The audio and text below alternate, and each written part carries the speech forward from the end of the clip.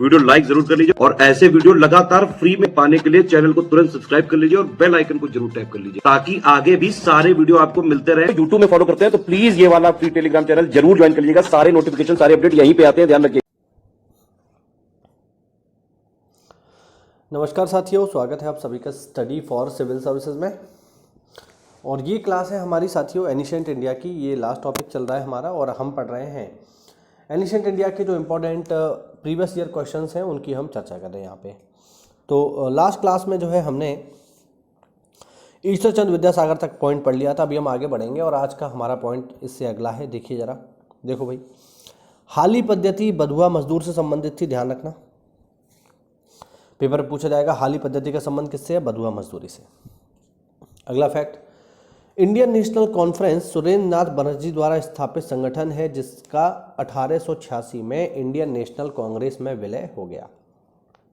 तो Indian national conference किसने बनाई है? सुरेंद्र नाथ बनर्जी में, जो आगे जाकर के कांग्रेस बनने के 1 साल बाद कांग्रेस में ही शामिल हो गई। बंगाल में ब्रिटेन की वस्तुओं का बहिष्कार का सुझाव सबसे पहले कृष्ण कुमार मित्र ने दिया था। अगला फैक्ट, ब्रिटिश वस्तुओं के बहिष्कार को राष्ट्रीय नीति के रूप में 1905 में अपनाया गया। और जैसा कि हम लोग जानते हैं कि 1905 में हुआ है क्या? स्वदेशी आंदोलन, या जिसे हम बंग भंग आंदोलन भी कहते हैं। उसी दौरान भारत में पहली बार विदेशी चीज़ों के बहिष्कार की बात आई, जो अपने चरम पर पहुंची असहयोग आंदोलन के दौरान। अगला पॉइंट देखो, भारत की प्राचीन कला परंपराओं को पुनर्जीवित करने के लिए एक Indian society of oriental art की स्थापना अवेंद्र नाथ टैगोर ने की। अतिवादियों तथा उदारवादियों के मिलन की प्रक्रिया में सबसे प्रमुख व्यक्ति एनी बेसेंट थी, ध्यान रखना।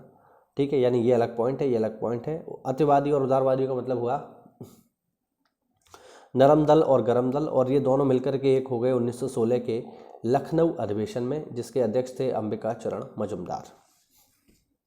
अगला फैक्ट देखिए, महात्मा गांधी के अनुसार राजनीति का तात्पर्य जन कल्याण के लिए सक्रियता है। अगला फैक्ट, ब्रिटिश निर्मित उत्पादों का गांधी का बहिष्कार प्रभावी हुआ क्योंकि ब्रिटेन भारत को एक बड़ा निर्मित संसाधनों का बाजार समझता था। अगला फैक्ट, चंपारण सत्याग्रह के दौरान गांधी जी के नाम के पहले महात्मा शब्द जोड़ा गया। और मैं आपको ये भी बता दूं कि जो शब्द है या महात्मा की जो उपाधि है, ये रविन्द्रनाथ टैगोर, ये महात्मा गांधी को किसने दी है? तो ये दी है साथियों रविंद्रनाथ टैगोर ने, ध्यान रखना। ठीक, अगला फैक्ट देखिए, यरवादा जेल को गांधी जी ने मंदिर का नाम दिया था क्योंकि जब सविनय अवज्ञा आंदोलन जो है समाप्त हुआ और उसके बाद जो है गांधी इरविन समझौता हुआ, और फिर गांधी ने गांधी इरविन समझौते को तोड़ करके दोबारा सविनय अवज्ञा आंदोलन किया, तो उसके कारण से उन्हें जेल में डाल दिया गया और वो पुणे की जेल में काफ़ी लंबे समय तक रही। संभवतः इसीलिए उन्होंने जो है इसे मंदिर का नाम दिया।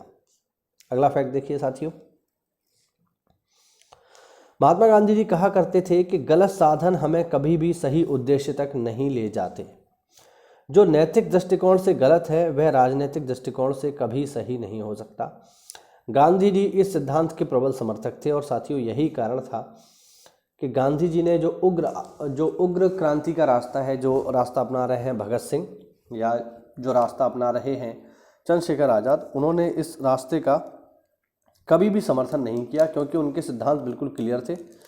उनका कहना था कि गलत रास्ते या गलत साधन हमें कभी भी सही रास्ते पे नहीं ले जा पाएंगे। तो उनको लगता था कि ये जो जिस तरीके से क्रांति की लड़ाई ये लोग आगे बढ़ा रहे हैं वो रास्ता गलत है।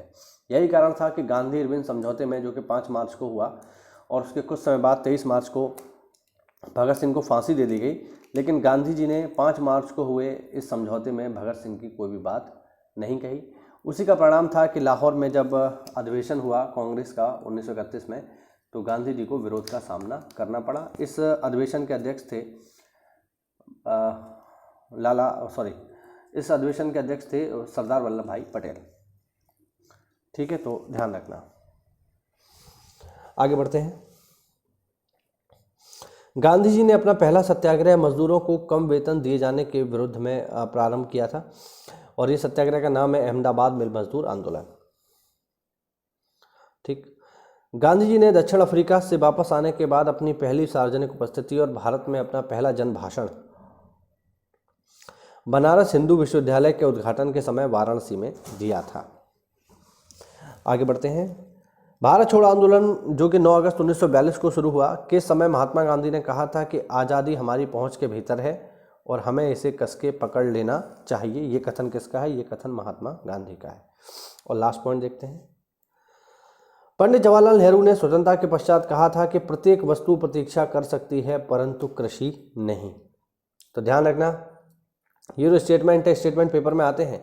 ये जो स्टेटमेंट है साथियों, ये है किसका? जवाहरलाल नेहरू का। ठीक है। और जवाहरलाल नेहरू के जीवनीकार कौन है? Frank Morris.